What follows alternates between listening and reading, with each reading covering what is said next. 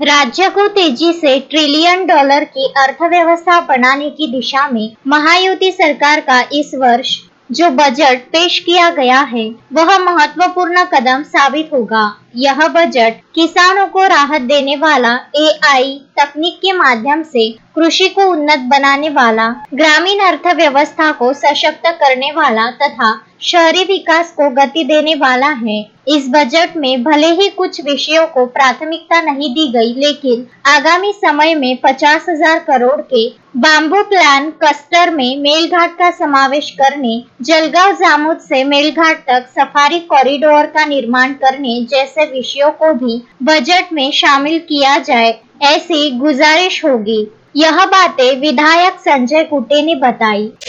सर्वप्रथम महानगरपालिकेच्या निवडणुकीमध्ये आपण सगळ्यांनी साथ दिली त्याबद्दल पत्रकार बंधूंचे मनापासून आभार मानतो। नुकताच आता मार्च मध्ये माननीय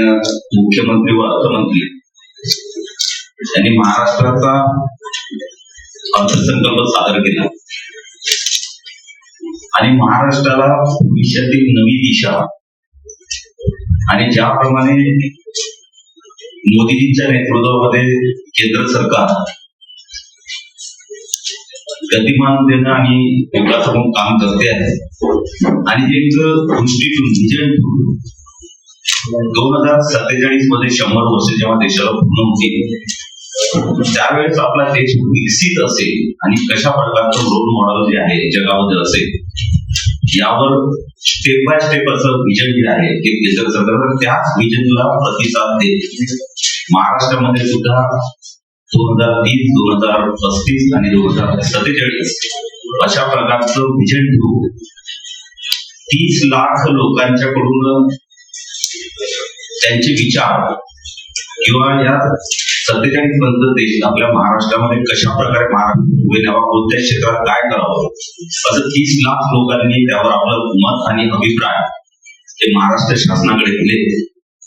आणि त्यामधून विजन 2030, विजन 2035 आणि विजन 2047 हे महाराष्ट्राने निर्माण केलेल्या त्या पद्धतीने आणि त्याला जोड म्हणून तर विजन पूर्ण करायचं असेल तर अर्थसंकल्पामध्ये सुशासन आणि पारदर्शकता हे दोन बिंदू घेऊन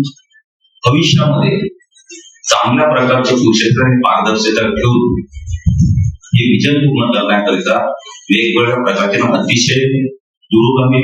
प्रभाव निर्माण करतील असे निर्णय हे महाराष्ट्र शासनाने घेतलेले आहेत। काही लोकांनी टीकाही केली की अर्थसंकल्प 1 वर्षासाठी असतो, पण संकल्प जर म्हटला तर 1 वर्षासाठी असायला नको। आपण जेव्हा 2047 पर्यंतचा विचार करतो त्यामुळे मग आपल्याला या वर्षी आपल्याला त्या 2047 साठी कुठपर्यंत जायचं आहे ते ठरवता येईल आणि मग गतिमानता ही त्या महाराष्ट्रामध्ये किंवा विकासामध्ये आपल्याला गतिमानता वाढवता येते आणि म्हणून 2030 पर्यंत या महाराष्ट्राची इकॉनॉमी 1 ट्रिलियन पर्यंत नेण्याची त्यामध्ये संकल्प केले। आज आपण जवळपास 60 ते 65 बिलियनवर आपण आता आहे आपली अर्थव्यवस्था ती 35 ते 40 बिलियन या 3-4 वर्षामध्ये वाढून 2030 मध्ये आपलं लक्ष आहे 1 ट्रिलियनचं आहे आणि 2047चं लक्ष जे आहे जो संकल्प आहे महाराष्ट्राचा तो 3 ट्रिलियन इकॉनॉमी हे महाराष्ट्राची करायची आहे। समाचार संकलन अशोकभाई जोशी। श्रद्धा फैमिली शॉपिंग में जाएंगे हम सभी, साड़ियों की नई डिजाइन देखो यहीं से लाएंगे। श्रद्धा फैमिली शॉपिंग में जाएंगे हम सभी, लेडीज जेंट्स बच्चों की हर फैशन लाएंगे सभी। फैशन के सफर में आप भी आगे ही आगे बढ़ते चलिए, क्योंकि बिजीलैंड का सबसे बड़ा आलीशान भव्य showroom Shraddha family shopping and mall, Busyland complex, Nandgaon Peth, Amravati.